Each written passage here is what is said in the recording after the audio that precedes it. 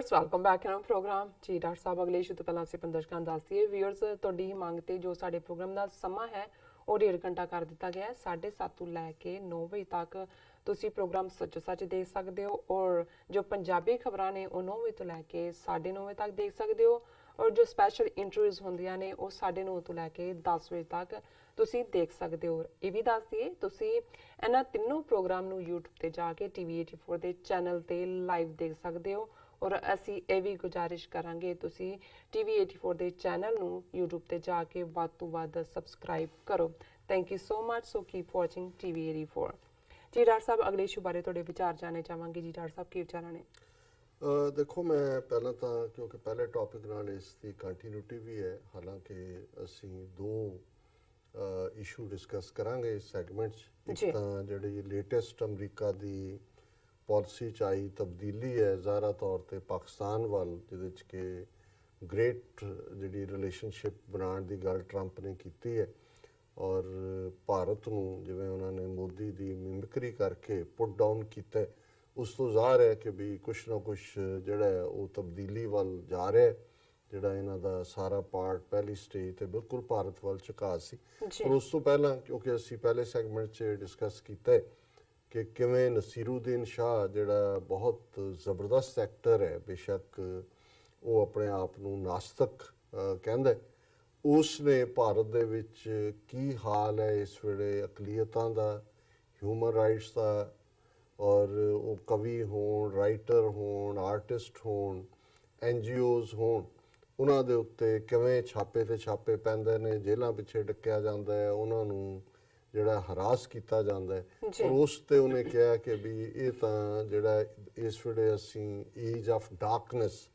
ਹਨੇਰੇ ਦੇ ਯੁੱਗ 'ਚ ਆ ਗਏ, ਔਰ ਇੱਥੇ ਕੋਈ ਮਹਿਫੂਜ਼ ਨਹੀਂ ਹੈ, ਔਰ ਮਜ਼ਹਬ ਦਾ ਨਾਂ ਵਰਤ ਕੇ ਨਫ਼ਰਤ ਦੀਆਂ ਕੰਧਾਂ ਖੜੀਆਂ ਕੀਤੀਆਂ ਜਾ ਰਹੀਆਂ ਨੇ। ਸੋ ਇੱਕ ਪਾਸੇ ਤਾਂ ਇਹ ਸੋ ਕਾਲਡ ਡੈਮੋਕ੍ਰੇਸੀ, ਜਮਹੂਰੀਅਤ, ਸੈਕੂਲਰ ਕੰਟਰੀ, ਜਿਹੜੇ ਜਿਸ ਸੌਦੇ ਨੂੰ ਇਹ ਭਾਰਤੀ ਹਾਕਮ ਔਰ ਉਹਨਾਂ ਦੇ ਬੱਚੇ ਜਮੂਰੇ ਦੁਨੀਆ ਭਰ ਦੇ ਵਿੱਚ ਵੇਚਦੇ ਨੇ, ਉਹਨਾਂ ਦਾ ਹਾਲ ਹੈ। ਔਰ ਮੈਂ ਇਹ ਸਮਝਦਾ ਵੀ ਪਾਕਿਸਤਾਨ ਦੇ ਵਿੱਚ ਜਿਹੜਾ ਬੇਸ਼ੱਕ ਦੋ ਗੱਲਾਂ ਤਾਂ ਪਹਿਲੇ ਤੋਂ ਹੀ ਰਹੀਆਂ ਨੇ,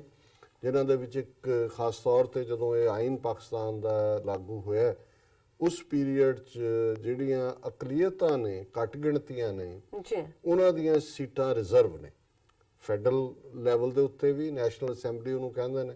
ਔਰ ਜਿਹੜੀਆਂ ਸਟੇਟ ਅਸੈਂਬਲੀਜ਼ ਨੇ ਉਹਨਾਂ ਦੇ ਵਿੱਚ ਵੀ। ਔਰ ਜਿਹੜੀ ਉਹਦੇ 'ਚ ਖੂਬਸੂਰਤ ਗੱਲ ਹੈ ਕਿ ਵੀ ਨਾ ਸਿਰਫ ਉਹਨਾਂ ਦੀਆਂ ਸੀਟਾਂ ਰਿਜ਼ਰਵ ਨੇ, ਉਹਨਾਂ ਨੂੰ ਇਹ ਅਖਤਿਆਰ ਵੀ ਹਾਸਲ ਹੈ ਕਿ ਜਿਹੜੀਆਂ ਜਨਰਲ ਸੀਟਾਂ ਨੇ, ਜਿਹੜੀਆਂ ਕਿ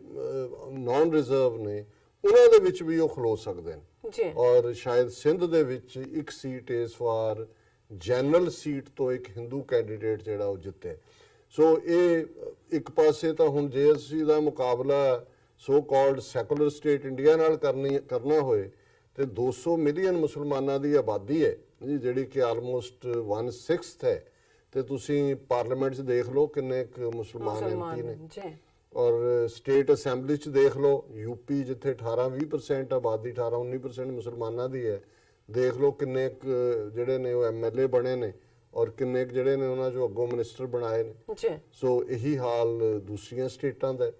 ਸੋ ਗੁਜਰਾਤ ਦੇ ਵਿੱਚ ਜਿੱਥੇ ਮੁਸਲਮਾਨ ਲਗਭਗ 10% ਨੇ, ਉਹਦੇ 'ਚ ਦੇਖ ਲਓ BJP ਨੇ ਤਾਂ ਕਿਸੇ ਨੂੰ ਟਿਕਟ ਦਿੱਤੀ ਨਹੀਂ, ਕਾਂਗਰਸ ਨੇ ਵੀ 2-3 ਨੂੰ ਦੇ ਕੇ ਕੰਮ ਬੰਦ ਕਰ ਦਿੱਤਾ। ਸੋ ਇੱਕ ਤਾਂ ਵੈਸੇ ਹੀ ਅਕਲੀਅਤਾਂ ਨੂੰ ਜਿਹੜਾ ਉਹ ਕਾਨੂੰਨੀ ਹੱਕ ਦੇਣਾ, ਇਹ ਵੱਡੀ ਗੱਲ ਹੈ। ਫਿਰ ਅਸੀਂ ਜੇ ਸਿੱਖਾਂ ਦੇ ਮਾਮਲੇ 'ਚ ਗੱਲ ਕਰੀਏ ਤੇ 1999 ਦੇ ਵਿੱਚ ਪਾਕਿਸਤਾਨ ਸਿੱਖ ਗੁਰਦੁਆਰਾ ਪ੍ਰਬੰਧਕ ਕਮੇਟੀ ਬਣਾ ਕੇ ਗੁਰਦੁਆਰਿਆਂ ਦੇ ਪ੍ਰਬੰਧ ਲਈ ਸਿੱਖ ਨੁਮਾਇੰਦਿਆਂ ਨੂੰ ਅੱਗੇ ਲਿਆਉਣਾ, ਇਹ ਵੀ ਆਪਣੇ ਆਪ 'ਚ ਵੱਡੀ ਯੂਨੀਕ ਗੱਲ ਸੀ। ਕਰਤਾਰਪੁਰ ਕੋਰੀਡੋਰ, ਕਿ ਵੀ ਸਿੱਖ ਇੱਧਰ ਰਹਿੰਦੇ ਨੇ, 70 ਸਾਲ ਤੋਂ ਅਸੀਂ ਅਰਦਾਸ ਵੀ ਕਰ ਰਹੇ ਹਾਂ ਤੇ ਹਕੂਮਤ ਤੋਂ ਮੰਗ ਵੀ ਕਰ ਰਹੇ ਹਾਂ, ਪਰ ਇਮਰਾਨ ਖਾਨ ਹੋਰਾਂ ਦੀ ਹਕੂਮਤ ਜਿਹੜੀ ਹੈ ਉਹ ਐਲਾਨ ਕਰਦੀ ਹੈ ਵੀ ਆ ਜਾਓ ਅਸੀਂ ਖੋਲ੍ਹ ਦਿੰਦੇ। ਔਰ ਦੂਸਰਾ ਜਿਹੜਾ ਫਿਰ ਜਦੋਂ ਇਹਨਾਂ ਨੂੰ ਬਹੁਤਿਆਂ ਨੂੰ ਇਹ ਲੱਗਾ ਹੋਏਗਾ, ਜਾਂ ਜਿਹੜਾ ਇਹਨਾਂ ਨੇ ਪ੍ਰਚਾਰਿਆ ਕਿ ਜੀ ਇਹ ਤਾਂ ਸਿੱਖਾਂ ਨੂੰ ਜਾਣ ਕੇ ਪੈਂਪਰ ਕਰਦੇ ਨੇ ਕਿਉਂਕਿ ਖਾਲਿਸਤਾਨ ਔਰ ISI ਔਰ ਫਲਾਣਾ ਤੇ ਟਿਮਕਾ ਇਹ ਸਾਰਾ ਕਰਨਾ ਚਾਹੁੰਦੇ ਨੇ, ਇਹ ਜਿਹੜੀ ਖਬਰ ਅੱਜ ਪ੍ਰੋਮੀਨੈਂਟਲੀ ਸਾਰੀ ਇੰਟਰਨੈਸ਼ਨਲ ਏਜੰਸੀਜ਼ ਨੇ ਵੀ ਕੈਰੀ ਕੀਤੀ, Pakistan gives heritage status to Hindu site. ਹੁਣ ਪਿਸ਼ਾਵਰ ਦੇ ਵਿੱਚ ਪੰਜ ਤੀਰਥ ਨਾਂ ਦੀ ਇੱਕ ਜਗ੍ਹਾ ਹੈ ਜਿਹੜੀ ਹਿੰਦੂਆਂ ਦਾ ਮਿਥਿਹਾਸ। ਪੰਜ ਤੀਰਥ ਦਾ ਮਤਲਬ ਹੀ ਇਹ ਹੈ ਉੱਥੇ ਪੰਜ ਅੱਡ-ਅੱਡ ਸਰੋਵਰ ਨੇ ਤੇ ਉਹਨਾਂ ਦਾ ਇਹ ਕਹਿਣਾ ਕਿ ਕਿਉਂਕਿ ਪੰਜ ਪਾਂਡਵ ਸੀ ਔਰ ਉਹਨਾਂ ਪੰਜਾਂ ਪਾਂਡਵਾਂ ਦੀ ਘਰ ਵਾਲੀ ਕੋਈ ਸੀ ਦ੍ਰੋਪਦੀ ਔਰ ਉਹਨਾਂ ਪੰਜ ਪਾਂਡਵਾਂ ਇਹ ਹੁਣ ਇੱਕ ਵੱਖਰੀ ਕਹਾਣੀ ਹੈ ਕਿ ਵੀ ਇਹ ਕਿਵੇਂ ਉਹਨੂੰ ਜਸਟੀਫਾਈ ਕਰਦੇ ਨੇ ਦੂਸਰਿਆਂ ਨੂੰ ਜਦੋਂ 3 ਤਲਾਕ ਔਰ ਦੂਸਰਾ ਜਿਹੜਾ ਟ੍ਰਿਪਲ ਤਲਾਕ ਕੇਸ ਰਾਜ ਸਭਾ 'ਚ ਬਿੱਲ ਲਿਆਂਦਾ ਬੀਜੇਪੀ ਨੇ ਕਿਵੇਂ ਇਸਲਾਮ ਨੂੰ ਔਰ ਦੂਸਰੇ ਨੂੰ ਜਿਹੜਾ ਉਹ ਬਲੇਮ ਕਰਨ ਦੀ ਕੋਸ਼ਿਸ਼ ਕੀਤੀ ਕਿ ਜੀ ਜਨਾਨੀਆਂ ਦੇ ਹੱਕ ਨਹੀਂ ਨੇ ਔਰ ਦੂਜਿਆਂ ਨੇ ਇਹ ਹੁਣ ਕਦੇ ਐਕਸਪਲੇਨ ਕਰਨਗੇ ਕਿ ਵੀ ਇਹ ਜਿਹੜੀ ਇੱਕ ਪਾਸੇ ਤਾਂ ਤੁਸੀਂ ਆਪ ਤੁਹਾਡਾ ਆਪਣਾ ਇਤਿਹਾਸ ਵੀ ਬੜੇ ਫਖਰ ਨਾਲ ਦੱਸਦੇ ਹੋ ਕਿ ਜੀ ਪੰਜ ਪਾਂਡਵ ਜਿਹੜੇ ਨੇ ਉਹਨਾਂ ਦੀ ਜਿਹੜੀ ਹੈ ਇੱਕੋ ਹੀ ਪਤਨੀ ਹੈ ਜੀ ਫਿਰ ਉਹਨਾਂ ਦੇ ਜਦੋਂ ਤੁਸੀਂ ਅੱਗੇ ਦੇਖਦੇ ਹੋ ਕਿ ਵੀ ਕਿਵੇਂ ਉਸ ਸਾਰੇ ਨੂੰ ਵੇਚਦੇ ਨੇ ਉਹਨੂੰ ਕਿਵੇਂ ਤੁਸੀਂ ਜਸਟੀਫਾਈ ਕਰੋਗੇ ਲੇਕਿਨ ਇੱਥੇ ਕਿਉਂਕਿ ਇਸ਼ੂ ਇਹਨਾਂ ਦਾ ਇਹੀ ਹੈ ਕਿ ਪੰਜ ਤੀਰਥ ਵਿੱਚ got its name from the 5 pools of water present there ਉਹਦੇ ਵਿੱਚ ਇੱਕ ਟੈਂਪਲ ਹੈ ਇੱਕ ਲੌਨ ਹੈ ਜਿਹਦੇ ਵਿੱਚ ਕਿ ਖਜੂਰ ਦੇ ਦਰਖਤ ਵੀ ਲੱਗੇ ਹੋਏ ਨੇ ਔਰ ਇਹ ਜਿਹੜਾ the 5 pools of the heritage site now come under the ambit of Chacha Yunus Park and Khyber Pakhtunkhwa Chamber of Commerce and Industry ਉਹਦਾ ਹਿੱਸੇ ਨੇ ਔਰ Khyber Pakhtunkhwa Directorate of Archaeology and Museums issued a notification under the KP Antiquities Act 2016 declaring the land in the Panj Tirth Park as a heritage site ਉਹਨਾਂ ਨੇ ਕਿਹਾ ਔਰ ਦਰਸ਼ਕ ਦੇਖ ਸਕਦੇ ਨੇ ਜੇ ਟੈਕਨੀਕਲ ਟੀਮ ਨੇ ਉਹ ਪਿਕਚਰ ਕੱਢੀ ਹੋਈ ਮੈਂ ਕਿ ਵੀ ਟੁੱਟੀ ਪਈ ਹੈ ਬਿਲਡਿੰਗ ਹਾਂਜੀ ਉੱਥੇ ਕੁਝ ਨਹੀਂ ਹੈ ਲੇਕਿਨ ਉਹਨਾਂ ਨੇ ਕਿਹਾ ਜੀ ਅਸੀਂ ਇਹਨੂੰ ਡਿਵੈਲਪ ਕਰਾਂਗੇ ਔਰ ਇਹਨਾਂ ਨੇ ਕਿਹਾ ਜੀ ਇਹ ਮਹਾਭਾਰਤ ਦੇ ਕਿੰਗ ਦੇ ਨਾਲ ਜੁੜਿਆ ਹੋਇਆ ਔਰ ਇੱਥੇ ਜਿਹੜਾ 47 ਤੋਂ ਪਹਿਲਾਂ ਕਾਰਤਕ ਦੀ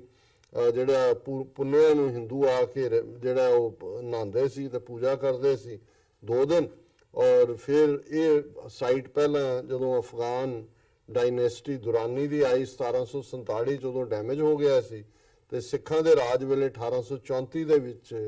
ਇਸ ਨੂੰ ਦੁਬਾਰਾ ਬਣਾਇਆ ਗਿਆ ਔਰ ਇੱਥੇ ਹਿੰਦੂ ਪੂਜਾ ਕਰਦੇ ਸੀ government also announced a fine of up to ₹2 million and 5 years imprisonment for anyone found guilty of damaging the historic site ਕਿ ਜਿਹਨੇ ਵੀ ਕੋਈ ਇਸ ਦਾ ਅੱਗੋਂ ਨੁਕਸਾਨ ਕਰਨ ਦੀ ਕੋਸ਼ਿਸ਼ ਕੀਤੀ ਉਹ ਕਿ ਹੈਰੀਟੇਜ ਸਾਈਟ ਬਣਾ ਦਿੱਤਾ ਉਹਨੂੰ 5 ਸਾਲ ਦੀ ਕੈਦ ਹੋਏਗੀ ਤੇ ₹2 ਮਿਲੀਅਨ ਦਾ ਜੁਰਮਾਨਾ ਹੋਏਗਾ ਔਰ ਉਹਨਾਂ ਨੇ ਕਿਹਾ ਕਿ ਵੀ ਜਿਹੜਾ ਆਰਕੀਓਲੋਜੀਕਲ ਡਿਪਾਰਟਮੈਂਟ ਹੈ ਜਿਹੜੀਆਂ ਐਨਕਰੋਚਮੈਂਟਸ ਕੀਤੀਆਂ ਹੋਈਆਂ ਇਸ ਸਾਈਟ ਦੇ ਨਾਲ ਜੁੜੀ ਹੋਈ ਥਾਂ ਦੇ ਉੱਤੇ ਉਹਨਾਂ ਨੂੰ ਖਾਲੀ ਕਰਵਾਏਗਾ ਔਰ ਇੱਕ ਬਾਉਂਡਰੀ ਵਾਲ ਵੀ ਬਣਾਏਗਾ ਸੋ ਉੱਥੇ ਤਾਂ ਹੁਣ ਸਾਰੇ ਸੁਪਰੀਮ ਕੋਰਟ ਨੂੰ ਡੀਕ ਰਹੇ ਨੇ ਕਿ ਵੀ ਉਹਨੇ ਰਾਮ ਮੰਦਿਰ ਬਣਾ ਕੇ ਬਾਬਰੀ ਮਸਜਿਦ ਢਾਈ ਹੈ ਤੇ ਉੱਥੇ ਮੰਦਿਰ ਕਿਵੇਂ ਬਣਾਣਾ ਤੇ ਇੱਥੇ ਜਿਹੜਾ ਢੱਠਿਆ ਹੋਇਆ ਮੰਦਿਰ ਹੈ ਉਹਦੀ ਤੁਸੀਂ ਪਿਕਚਰ ਤੋਂ ਦੇਖ ਸਕਦੇ ਹੋ ਉਹਨੂੰ ਹੈਰੀਟੇਜ ਸਾਈਟ ਔਰ ਇਹੀ ਇਮਰਾਨ ਖਾਨ ਦੀ ਸਰਕਾਰ ਕਹਿ ਰਹੀ ਹੈ ਹੁਣ ਕਰਤਾਰਪੁਰ ਕੋਰੀਡੋਰ ਵੇਲੇ ਤਾਂ ਸਭ ਨੂੰ ਸੀ ਜੀ ਖਾਲਿਸਤਾਨੀਆਂ ਦੇ ਨਾਲ ਇਹ ISI ਨੇ ਕਨੈਕਸ਼ਨ ਜੋੜ ਲਿਆ ਹੁਣ ਕਿਹਦੇ ਨਾਲ ਕਨੈਕਸ਼ਨ ਜੋੜਿਆ ਬਿਲਕੁਲ ਘੱਟੋ ਘੱਟ ਵੈਲਕਮ ਹੀ ਕਰੋ ਕਿ ਵੀ ਤੁਸੀਂ ਮਸੀਤਾਂ ਢਾਣ ਤੇ ਲੱਗੇ ਹੋ ਗੁਰਦੁਆਰੇ ਤੁਸੀਂ ਢਾ ਰਹੇ ਹੋ ਗਿਆਨ ਗੋਦਰੀ ਹਰਿਦੁਆਰ ਚ ਢਾਇਆ ਗੁਰਦੁਆਰਾ ਡਾਂਗਮਾਰ ਸਿੱਕਮ ਚ ਢਾਇਆ ਜਿਹੜੇ ਨਵੰਬਰ 84 ਚ ਢਾਏ ਸੀ ਦਰਜਨਾਂ ਗੁਰਦੁਆਰੇ ਵਾਪਸ ਨਹੀਂ ਬਣਾਏ ਉਹ ਤਾਂ ਜਿੱਥੇ ਰਹਿੰਦਾ ਨਹੀਂ ਕੋਈ ਪੂਜਾ ਵਾਲਾ ਨਹੀਂ ਹੈ ਉੱਥੇ ਵੀ ਉਹਨਾਂ ਨੂੰ ਹੈਰੀਟੇਜ ਬਣਾ ਰਹੇ ਨੇ ਔਰ ਜ਼ਾਹਰ ਹੈ ਕਿ ਇੱਕ ਕੰਪੈਰੀਜ਼ਨ ਹੈ ਵੀ ਨਸੀਰੁੱਦੀਨ ਸ਼ਾਹ ਨੂੰ ਦੇਖ ਲਓ ਵੀ ਉਹਨੇ ਕੀ ਕਿਹਾ ਤੇ ਇਹਨਾਂ ਨੇ ਕੀ ਕਿਹਾ ਉੱਥੋਂ ਗਰਾਊਂਡ ਚੋਂ ਕੀ ਆ ਰਿਹਾ ਔਰ ਇਹ ਜਿਹੜੀ ਖਬਰ Trump Imran summit proposal being discussed Pakistani official so ਉਹਨਾਂ ਨੇ ਟਰੰਪ ਨੇ ਜਿਵੇਂ ਕੱਲ ਜਦੋਂ ਮੋਦੀ ਨੂੰ ਟਰੈਸ਼ ਕੀਤਾ ਨਾਲ ਹੀ ਉਹਨੇ ਕਿਹਾ ਸੀ ਕਿ ਜੀ ਅਸੀਂ ਗ੍ਰੇਟ ਰਿਲੇਸ਼ਨਸ਼ਿਪ ਚਾਹੁੰਦੇ ਹਾਂ ਪਰ ਪਾਕਿਸਤਾਨ ਜਿਹੜਾ ਹੈ ਸਾਡੇ ਫੌਜ ਨੂੰ ਪਨਾਹ ਦਿੰਦਾ ਤੋ ਪਰ ਉਹਦੀ ਟੋਨ ਬਿਲਕੁਲ ਬਦਲੀ ਹੋਈ ਸੀ ਔਰ ਬਿਲਕੁਲ ਇੱਕ ਫ੍ਰੈਂਡਲੀ ਜਿਹੜੀ ਅੰਦਾਜ਼ 'ਚ ਉਹਨੇ ਮੀਟਿੰਗ ਦੀ ਗੱਲ ਕੀਤੀ ਔਰ ਇਹ ਖਬਰ ਹੈ ਇਹਦੇ ਤੇ Pakistan and United States are discussing plans to hold a maiden meeting between Prime Minister Imran Khan and President Donald Trump, but it hinges on the positive outcome of the Pakistan brokered talks to strike a peace deal in Afghanistan, a senior official here said. ਹੁਣ ਜ਼ਾਹਰ ਹੈ ਕਿ ਵੀ Trump ਨੇ ਚਿੱਠੀ ਲਿਖ ਕੇ ਮੰਗ ਵੀ ਕੀਤੀ ਸੀ ਕਿ ਜੀ ਸਾਡੀ ਮਦਦ ਕਰੋ ਉਹ ਗੱਲਬਾਤ ਹੋਈ ਪਹਿਲਾ ਦੌਰ ਉਹਦਾ ਜਿਹੜਾ ਕਾਮਯਾਬੀ ਨਾਲ ਹੋ ਗਿਆ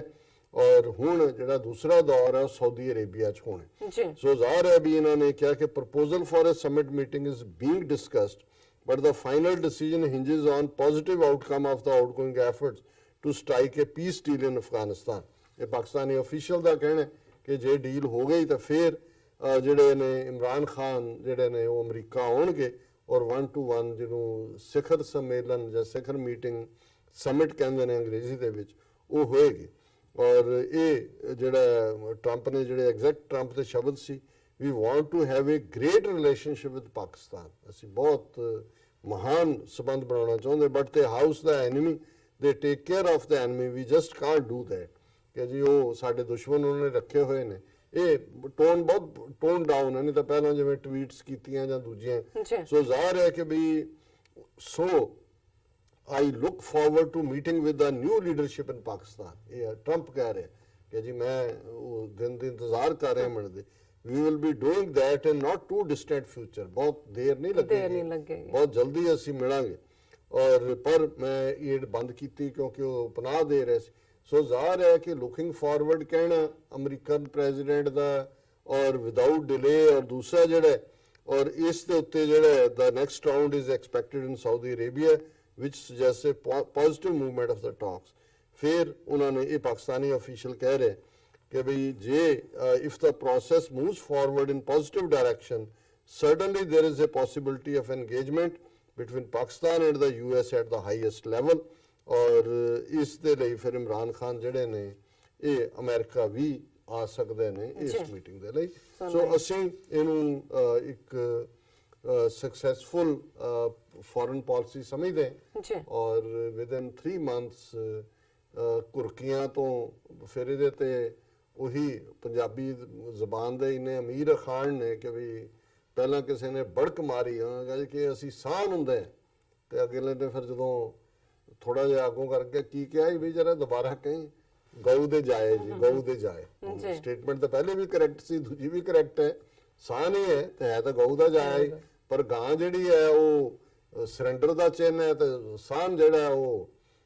ਧਮਕੀਆਂ ਦੇਣ ਵਾਲਾ ਕੰਮ ਹੈ ਜੀ, ਬੋਲ ਦਾ। ਸੋ ਜ਼ਾਹਰ ਹੈ ਕਿ ਵੀ ਇਹ ਵੀ ਅਮਰੀਕਨ ਨੀਤੀ ਪਹਿਲਾਂ ਘੁਰਕੀ ਵਾਲੀ ਸੀ, ਪਰ ਜੇ ਇਮਰਾਨ ਖਾਨ ਨੇ ਆਪਣਾ ਜਿਹੜਾ ਸਟੈਂਡ ਸੀ ਉਹ ਰੱਖਿਆ, ਜੋ ਕੰਸਿਸਟੈਂਟ ਸਟੈਂਡ ਹੈ ਕਿ ਭਾਈ ਅਸੀਂ ਕਿਸੇ ਦੀ ਲੜਾਈ ਨਹੀਂ ਲੜਾਂਗੇ। ਔਰ ਮੈਂ ਸਮਝਦਾ ਵੀ ਈਵਨ ਤਾਲਿਬਾਨ ਦੇ ਨਾਲ ਵੀ ਜਿਹੜੀ ਗੱਲਬਾਤ ਸਿੰਸੀਅਰਲੀ ਤਾਂ ਕਿ ਕੋਈ ਉਸ ਖਿੱਤੇ ਦੇ ਵਿੱਚ ਅਮਨ ਹੋਏ, ਲੋਕ ਬਹੁਤ ਸਫਰ ਕਰ ਲਿਆ ਅਫਗਾਨਾਂ ਦੇ ਵਿਚਾਰੇ ਲਗਾਤਾਰਤਾ ਨਾਲ ਕਰ ਰਹੇ ਨੇ, ਔਰ ਪਰ ਉਹ ਅਣਖ ਦੇ ਨਾਲ ਜਿਉਣਾ ਜਾਣਦੇ ਨੇ, ਇਹਦੇ 'ਚ ਕੋਈ ਸ਼ੱਕ ਨਹੀਂ ਹੈ ਕਿ ਡਿਗਨਿਟੀ ਔਰ ਗੈਰਤ ਦੇ ਨਾਲ ਉਹ ਜਿਉਣਾ ਜਾਣਦੇ ਨੇ। ਔਰ ਜਿਵੇਂ ਅਸੀਂ ਕੱਲ ਕਿਹਾ ਸੀ ਫੀਅਰਸਲੀ ਇੰਡੀਪੈਂਡੈਂਟ ਨੇ, ਔਰ ਇਮਰਾਨ ਖਾਨ ਵੀ ਉਹਨਾਂ ਦੇ ਟ੍ਰਾਈਬਸ ਚੋਂ ਹੀ ਹੈ। ਔਰ ਜ਼ਾਹਰ ਹੈ ਉਹ ਆਪਣੇ ਲੋਕਾਂ ਨੂੰ ਵੀ ਚੰਗੀ ਤਰ੍ਹਾਂ ਸਮਝਦਾ ਹੈ ਔਰ ਆਪਣੇ ਲੋਕਾਂ ਵਾਲੇ ਗੁਣ ਵੀ ਨੇ, ਉਹ ਕੋਈ ਵਾਕ ਓਵਰ ਨਹੀਂ ਹੈ। ਔਰ ਇਹ ਜਿਹੜਾ ਚੇਂਜ ਇਨ ਅਮਰੀਕਨ ਪਾਲਿਸੀ ਹੈ ਅਸੀਂ ਇਸ ਨੂੰ ਵੈਲਕਮ ਸਮਝਦੇ ਹਾਂ। ਔਰ ਭਾਰਤ ਨੂੰ ਵੀ ਉਹਨਾਂ ਨੇ ਦੱਸਤਾ ਕਿ ਵੀ ਜਿਹੜਾ ਉਹਨਾਂ ਦੀ ਔਕਾਤ ਕੀ ਹੈ। ਜੀ ਡਾਕਟਰ ਸਾਹਿਬ, ਬਿਲਕੁਲ। So nice. ਇੱਥੇ ਲੈਣੇ ਬ੍ਰੇਕ ਤੋਂ ਪਹਿਲਾਂ ਅਸੀਂ ਆਪਣੇ ਦਰਸ਼ਕਾਂ ਦੇ ਸਰੋਤਿਆਂ ਨੂੰ ਫਿਰ ਦੁਬਾਰਾ ਅਪੀਲ ਤੇ ਬੇਨਤੀ ਕਰ ਦਈਏ। ਵਿਊਅਰਸ, ਜਿਸ ਤਰ੍ਹਾਂ ਕਿ ਤੁਸੀਂ ਜਾਣਦੇ ਹੋ ਕਿ TV 84 ਮਨੁੱਖੀ ਹੱਕਾਂ ਦਾ ਪਹਿਰੇਦਾਰ ਹੈ। TV 84 ਸਿੱਖਾਂ, ਕਸ਼ਮੀਰੀਆਂ ਤੇ ਭਾਰਤ ਦੀਆਂ ਨੌਰਥ ਈਸਟ ਸਟੇਟਾਂ ਦੇ ਲੋਕਾਂ ਦੇ ਸਵੈ ਨਿਰਣੇ ਦੇ ਹੱਕਾਂ ਦਾ ਹਾਮੀ ਹੈ। ਅਸੀਂ ਚਾਹਾਂਗੇ ਕਿ ਤੁਸੀਂ TV 84 ਦੀ ਵੱਧ ਤੋਂ ਵੱਧ ਮਾਈਕ ਸਹਾਇਤਾ ਕਰੋ। ਤੁਸੀਂ ਆਪਣੀ ਮਾਈਕ ਸਹਾਇਤਾ ਸਾਡੀ ਵੈਬਸਾਈਟ tv84.tv ਤੇ ਜਾ ਕੇ ਪੇਪਲ ਦੀ ਵਰਤੋਂ ਕਰਕੇ 1 ਟਾਈਮ ਡੋਨੇਟ ਕਰ ਸਕਦੇ ਹੋ, ਮੰਥਲੀ ਡੋਨੇਟ ਵੀ ਕਰ ਸਕਦੇ ਹੋ। ਤੁਸੀਂ TV 84 ਦੇ ਨਾਮ ਤੇ ਚੈੱਕ ਬਣਾ ਕੇ ਸਾਨੂੰ ਮੇਲ ਵੀ ਕਰ ਸਕਦੇ ਹੋ ਸਾਡੇ ਇਸ ਪਤੇ ਤੇ 36-01 37th Avenue, Long Island City, New York 11101 USA, ਜਾਂ ਫਿਰ ਤੁਸੀਂ ਸਾਨੂੰ ਫੋਨ ਰਾਹੀਂ ਵੀ ਸੰਪਰਕ ਕਰ ਸਕਦੇ ਹੋ ਸਾਡੇ ਫੋਨ ਨੰਬਰ ਤੇ 5164060694। ਅਸੀਂ ਇਹ ਵੀ ਦੱਸ ਦਈਏ ਕਿ ਜੋ ਸਾਡੇ ਪ੍ਰੋਗਰਾਮ ਦਾ ਸਮਾਂ ਹੈ ਉਹ 7:30 ਤੋਂ ਲੈ ਕੇ 9 ਵਜੇ ਤੱਕ ਹੈ। ਸੋ ਕੀਪ ਵਾਚਿੰਗ TV 84। ਮਿਲਦੇ ਹਾਂ ਛੋਟੇ ਜਿਹੇ ਬ੍ਰੇਕ ਤੋਂ ਬਾਅਦ।